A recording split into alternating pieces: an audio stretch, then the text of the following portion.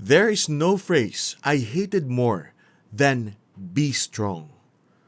Paano ako magpapakatatag sa oras na nag-aagaw buhay ang taong mahal ko?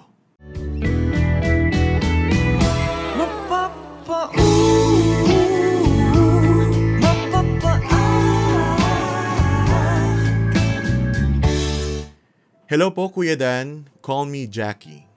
19 years old at taga Las Piñas. Alam kong napakabata ko pa para magbahagi ng aking kwento sa programa mo, pero sana mapagbigyan niyo pa rin po ako. May nakilala po kasi akong lalaki sa school. Seatmate ko po si Joey na kalaunan ay naging boyfriend ko. Sa katunayan, siya po ang naging first boyfriend ko. I love everything about Joey, Kuya Dan. Yung kakyutan niya, kakulitan, at yung pagiging sweet niya. Ma-effort po talaga siya. Lagi niyang binibitbit ang bag ko. Dinadalhan ako ng pagkain. Hinahatid ako sa bahay. Kinikis ako bago siya umuwi. Pero sa chick lang at bantay sarado yan ni na mama at papa. Yes, kilala po siya ng parents ko. Actually, nung una, natakot pa akong sabihin kina mama at papa na meron ang nanliligaw sa akin kasi baka magalit sila. Pero si Joey po, Kuya Dan, lakas na loob pumunta sa bahay para magpaalam na manligaw. 17 years old lang kami noon. Natawa pa nga ang parents ko nung nalaman nila dahil ang babata pa raw namin. Botong-boto naman po ang parents ko kay Joey kasi magkasama naman po sa church ang parents namin. Kaya alam nilang mabait na bata si Joey. Alam niyo po ba kung ano ang pinakagusto ko kay Joey? Very consistent siya sa pagsabi sa akin na he loves me. Lagi rin siyang humihirit ng joke sa akin because according to him, hindi raw ako mahirap patawanin. And he likes hearing my hagik-hik. Kada linggo, sabay-sabay po na nagsisimba ang family namin. Plus, our baby dog. Pagkatapos ng mass, food trip lang. Gustong-gusto ko yung kaya niya pa rin akong patawanin kahit naggalit ako sa kanya. The peace of mind I have with him, I just feel safe expressing everything that concerns me. Lagi niya akong sinasabihan na ang ganda-ganda ko, ang galing ko, ang tali-talino ko, para mawala ang insecurities ko. I love everything about him and I love his imperfections even more. Wala namang perpekto talaga. Of course, nag-aaway kami. And when we do, he would always say, "Sorry, I'll do better next time." I'm just so lucky to have him, Kuya Dan.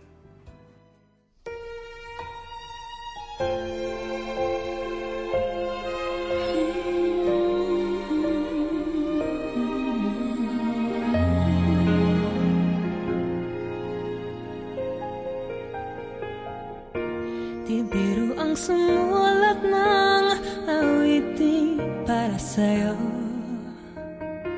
Para akong isang siraulo, hilo at lito. Sa aking pamina ng piano, tila daw ipilit nilaro. Baka sakaling marunong, bigla na lang umuspong. Tungkol saan naman kayang awitin para sa'yo? Di biro ang gawing sukat ng titik sa tono. 10 ang aking diksyonaryo kung ang tugma'y di wasto. Basta't isipin di magbabago, damdamin ko sa'yo. Araw-gabi nasa isip ka, napapanaginip ka, kahit saan magpunta. Araw-gabi nalalasing sa tuwa, kapag kapiling ka, araw-gabi tayong Joey died 12 days ago, Kuya Dan.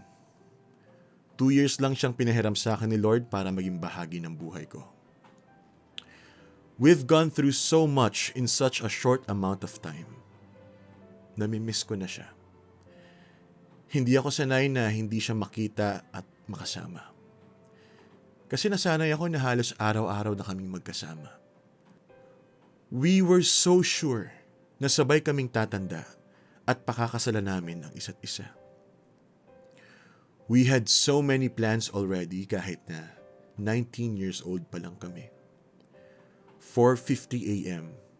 Ginising ako ng parents ko para sabihin na nasangkot sa aksidente si Joey at ang pinsan niya. Akala ko, simpleng aksidente lang. Kinukumbinsi ko ang utak ko na baka simpleng aksidente lang. Niyaya ko pa nga sina mama at papa na puntahan namin. Baka hinahanap ako eh. Wala. Hindi umimik sina mama at papa, Kuya Dan. Pero dinala nila ako sa ospital. Buhay pa raw eh. Sinusubukan pang buhayin. Wala akong masilip, Kuya Dan. Hindi ko alam kung anong nangyayari. Hindi ko makumusta si Tita kasi panay ang iyak. Hanggang sa tumahimik ang lahat. Wala na akong narinig. Wala akong gustong marinig. Ayoko silang pakinggan. Hindi totoo. Paano wala na si Joey? Kasama ko lang siya kahapon. Ang saya-saya pa namin. Nung sinabi sa akin na wala na talaga. Hindi na kinaya ni Joey. Parang gumuho ang mundo ko. Kuya Dan, hindi ma-process ng utak ko ang nangyayari. Awang-awa ko sa pamilya niya. Hindi ko alam kung anong gagawin. Umuwi kami ng parents ko sa bahay at dun bumuhos lahat ng emosyon ko. My whole world fell apart and it took all my plans for the future with it. Nalaman na ng mga kaibigan ko ang balita at panay ang tawag at text sa akin ng be strong. Pero paano? Nakakapanghinang isipin na dinaya ako ni Joey. Sabi niya sabay kaming tatanda pero bakit nauna siya? Hindi na kami gagraduate ng sabay. Hindi na niya ako makikita graduate for my master's, graduate sa law school, mag-take ng bar when the time comes. Hindi na rin siya makakasama sa role signing ko. Paano yung dating laro namin na kasal-kasalan? Hindi na rin matutupad. I hate when people tell me to be strong. I hate when they tell me he would want me to be happy and move on. I hate when they say ayaw ni Joey na makita akong umiiyak. I hate when they say I should be glad he's with God already. I hate when they say I'm still young and would find someone new. I hate when they say, huwag mo masyadong dibdibin. I hate when they tell me I talk about him too much. Sino ba kayo para sabihan akong huwag masyadong malungkot? Paano ako magiging masaya when I've lost the man I plan to spend my life with? Paano ako maniniwala na he wouldn't like if I were crying? Hindi niya naman nasabi sa inyo. Paano ako mag-move on? Paano ako hindi iiyak araw-araw if I lost him in the snap of a finger? Wala namang mawawala sa inyo kung umiiyak ako at malungkot. It's only been 12 days. Hayaan niyo akong maging malungkot. I don't need your lectures or your attempts to help me move on. Let me grieve. Pasensya na, Kuya Dan. Ang gusto ko lamang ay lubayan muna ako ng ibang tao. Kaya ako sumulat para ipaalam din sa iba ang nararamdaman ko. Huwag niyo po muna akong i-pressure na makalimot at umusad. Pagod na po ako. Tama na. Gusto ko lang ngayon ay umiyak, sumigaw, magkulong sa kwarto at ilabas tong nararamdaman ko. Muli, maraming salamat Kuya Dan sa pagbabasa ng aking sulat. Ang kwentong ito ay kwento ni Jackie.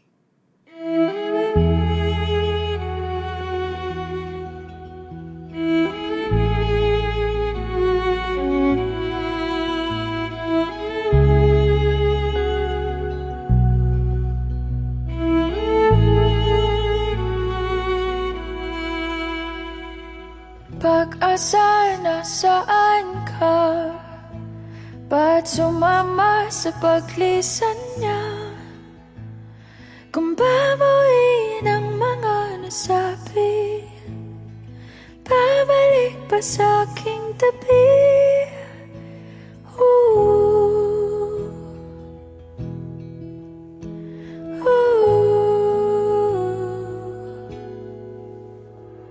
Saan ba magsisimula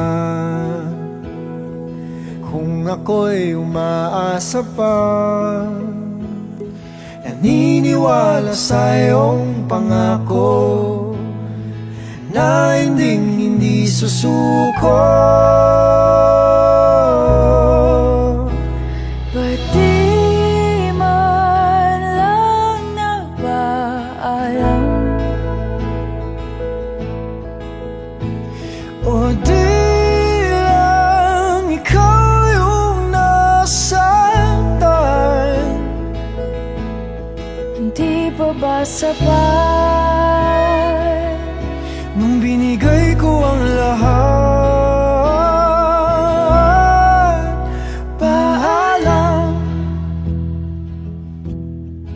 At yan na nga ang sulat na natanggap natin mula kay Jackie. At unang-una, Jackie, ako'y nakikiramay din sa paggawa ng yung boyfriend na si Joey. At yes, mahirap itong pinagdaraanan mo ngayon. Naiintindihan ko kung saan ka nanggagaling. Naiintindihan ko yung frustration mo sa mga sinasabi sa'yo ng mga tao sa paligid. No?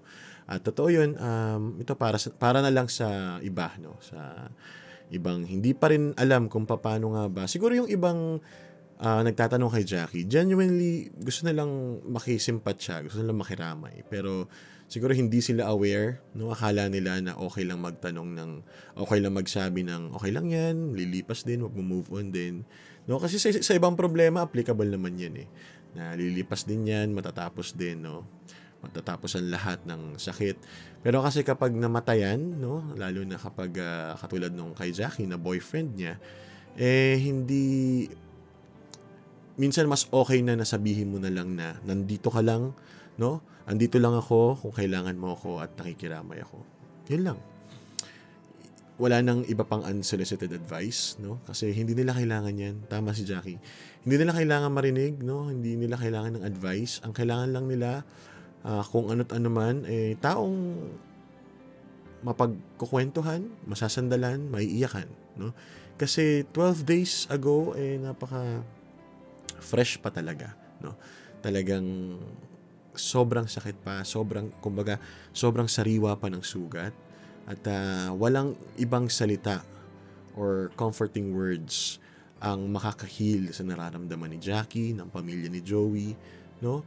Kasi ano yan process yan, yung grieving, it's a process, no? Hindi yan basta-basta maghihilom, hindi mo pwedeng takpan ng mga mabubulaklak na salita or comforting words para mawala ka agad. It doesn't work that way. So, magandang chance to, no? Sa mga nakikinig sa atin, mga nanonood sa atin na kapag nasa ganitong sitwasyon tayo, iwasan natin yung mga unsolicited advice, no? Kahit na ang intention natin ay pure naman, pero wag mo silang sasabihin okay lang yan. Lilipas din yan. Makakahanap ka rin ng bago. No. Hindi yan yung mga salitang gusto nilang marinig. Actually, wala silang gustong marinig. Gusto lang nila munang umiyak. Gusto lang muna nilang magdalamhati. At ang pinaka pwede mong gawin ay kung talagang kaibigan mo, 'di ba? Close kayo, puntahan mo. Ipagdasal mo, no? Silipin mo, ipagdasal mo. Sabihin mo doon sa mga naiwan niya sa buhay na kung meron po akong maitutulong, kahit anong kailangan ninyo, sabihin nyo lang sa akin. So, ganun lang. Kaya, at para naman sa iyo, Jackie,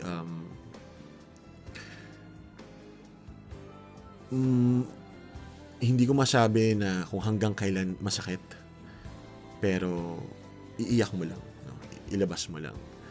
Kasi karapatan mo yan. Karapatan mong masaktan. Karapatan mong maramdaman lahat ng nararamdaman mo ngayon. Kasi ikaw, kasabi mo nga, magkasama lang kayo ni Joey, masaya pa kayo nung isang araw. So, gets na gets ko kung bakit ganito yung laman ng sulat mo, lalo na doon sa dulong part, no? Yung mga nirarant mo. Yeah, I get it. Iiyak mo, ilabas mo lahat at ipagdasal mo. No, kausapin mo si Joey na parang bang naririnig ka pa rin niya. Kausapin mo siya na parang katabi mo lang siya, no? Dahil hindi natin alam, baka nga nandyan lang si Joey, nakikinig sa'yo at hindi ka pa rin iniiwan kahit na hindi mo na siya nakikita. So, nakikiramay ulit ako, no? My deepest condolences. At sana sa paglipas ng panahon, mahanap mo ulit sa puso mo yung pagiging at peace, no? Yung, hindi ko alam, sana maramdaman mo rin na nangyari ang lahat ng ito para sa isang dahilan. At yun lang, no? Wala na ako masyado pang ibang sasabihin sa iyo, Jackie. Magpapasalamat na lang ako dahil kahit na ganito sobrang fresh pa, sobrang sakit pa, ay napili mong magbahagi sa akin dito sa Love Letters Kwento Mo Kay Dan. At thank you so much sa lahat po ng mga gusto rin magbahagi ng kwento, no?